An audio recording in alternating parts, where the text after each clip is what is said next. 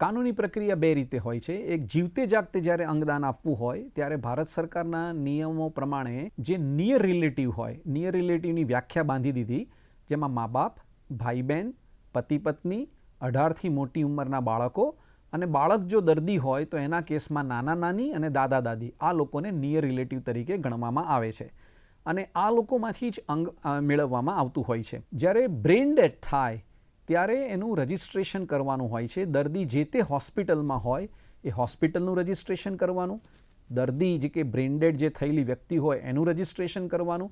એ registration સોટોની અને નોટોની website પર hospital દ્વારા કરવામાં આવતું હોય છે. ત્યાર પછી એ લીગલ વસ્તુ બની જતી હોય છે અને સોટોના માધ્યમથી બાકીની પ્રક્રિયા પૂરી કરી અને દર્દીના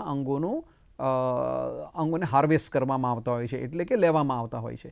એક નહીં પણ અનેક હોસ્પિટલો એક અંગદાનની પ્રક્રિયામાં ઇન્વોલ્વ હોય છે અને આનું સંપૂર્ણપણે સંકલન સરકારી સંસ્થા એટલે કે સોટોના માધ્યમથી કરવામાં આવે છે.